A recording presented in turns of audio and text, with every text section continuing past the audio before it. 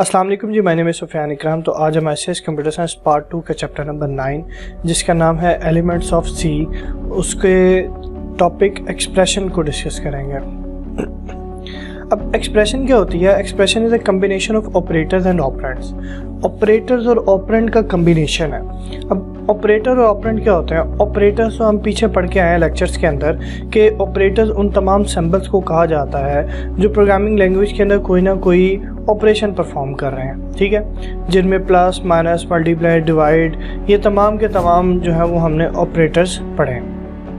Operands वो हैं जिनके ऊपर ये ऑपरेशन अप्लाई होते हैं। तो हम कह सकते हैं कि द ऑपरेंड में बी आइदर अ कांस्टेंट और अ वेरिएबल, यानी एक जो ऑपरेंड है वो कोई कांस्टेंट हो सकता है या वो कोई एक वेरिएबल हो सकता है। अब जैसे ये एक एक्सप्रेशन हमारे पास मौजूद है, इस एक्सप्रेशन में ए और बी जो है वो हमारे पास ऑपरेंड्स हैं और जो प्लस का साइन है वो ऑपरेटर है, ठीक है, और ये प्लस का साइन इन दोनों ऑपरेंड्स के ऊपर अप्लाई हो रहा है। बिल्कुल इसी तरीके से हमारे पास एक एक्सप्रेशन ये है, इस एक्सप्रेशन में 9 और m ये दोनों हमारे पास ऑपरेंड्स हैं और इनके ऊपर जो ऑपरेटर अप्लाई हो रहा है वो माइनस का ऑपरेटर है। ऐसे तमाम के तमाम एक्सप्रेशन जिनमें सिर्फ अर्थमेटिक ऑपरेटर्स अप्लाई हो रहे हैं या इस्तेमाल हो रहे हैं, तो ऐसी एक्सप्रेशंस को हम अरिथमेटिक एक्सप्रेशंस कहते हैं।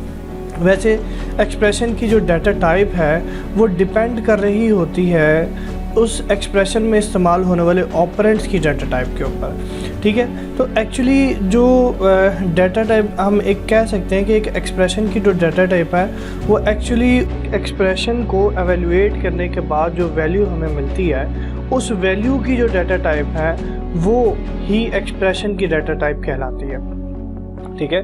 तो कहता है an expression in which different types of operands are used is called mixed type expressions, ठीक है। यानी अगर तो सेम अरिथमेटिक ऑपरेटर्स इस्तेमाल हो रहे हैं तो हम कह सकते हैं कि वो अरिथमेटिक एक्सप्रेशन है।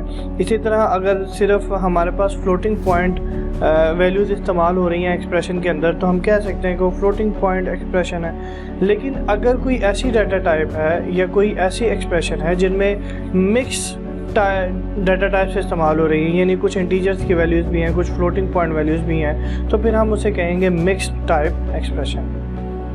अब एक्सप्रेशन को समझने से पहले एक पॉइंट यानी इनफैक्ट दो पॉइंट्स हैं जो हमें समझना ज़रूरी हैं। कहते हैं व्हेन अ डबल एक्सप्रेशन और a value is assign to a type integer variable, यानी कि अगर हमारे पास एक एक्सप्रेशन है और उसमें डबल एक्सप्रेशन या कोई डबल वैल्यू है, डबल से मुराद ये कि वो फ्लोटिंग पॉइंट वैल्यू है। तो मैं आसान इसको करके बताऊं तो अगर हमारे पास कोई पॉइंट वाली वैल्यू या कोई ऐसी एक्सप्रेशन है जो पॉइंट वाली एवेल्यूएट होने के बाद पॉइंट वाली वैल्यू रिटर्न कर रही है, तो ऐसी एक्सप्रेशन को जब हम किसी इंटीजर टाइप वेरिएबल को असाइन करेंगे, यानी फिर दोहरा रहा हूँ कि हमारी कोई एक्सप्रेशन जो या तो एवेल्यूएट होने के बाद पॉइंट वाली वैल्यू रिटर्न करे या फिर कोई पॉइंट वाली वैल्यू अलग से अगर हम किसी इंटीजर टाइप वेरिएबल को असाइन करने की कोशिश करेंगे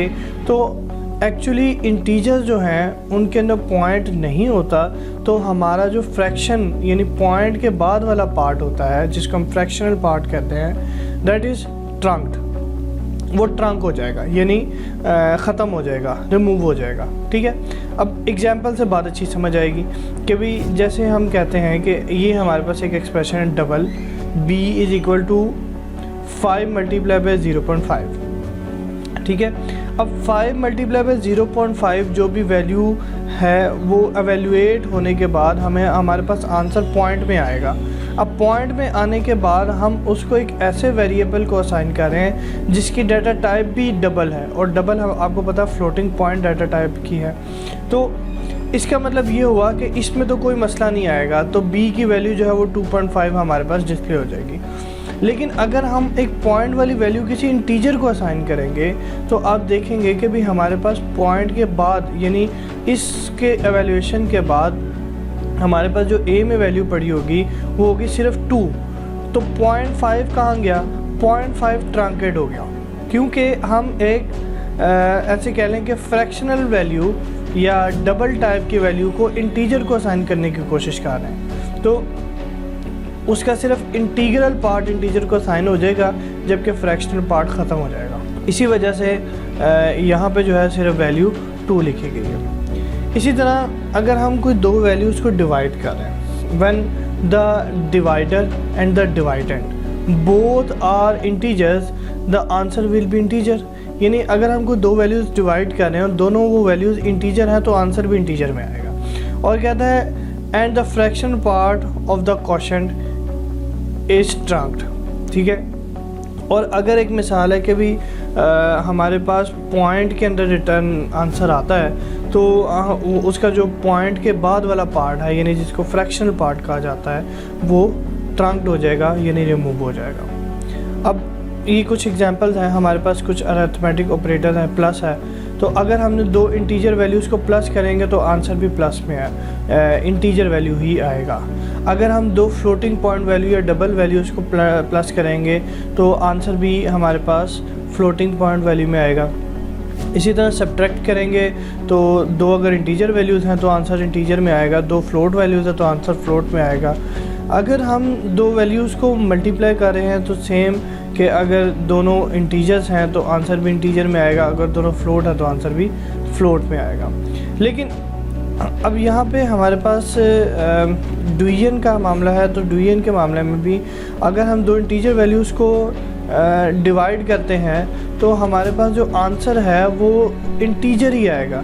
इनफैक्ट इंटीजर के बाद यानी 2.5 आंसर आना चाहिए था, तो 0.5 वाली जो वैल्यू है वो ट्रंक हो गई हुई है, यानी रिमूव हो गई हुई है। इसी तरीके से हमारे पास अगर दो फ्लोट वैल्यूज़ को डिवाइड करते हैं तो हमारे पास आंसर फ्लोट में ही आएगा। और इसी तरह अगर हम 5 मॉडुलस ऑफ 2 लेंगे तो मॉडुलस नॉर्मली रिमाइंडर ऑपरेटर है, तो ये इंटीजर्स के ऊपर ही अप्लाई होता है। एक्सप्रेशंस के लिए जो मेजर हमारे पास कंटेंट था समझने के लिए वो यही था। थैंक यू वेरी मच जी। अपना और अपने इर्द गिर्द वालों का ख्याल रखिएगा और मेरे सुफियान इकराम का सलाम हो जाएगा। अल्लाह हाफ़िज़।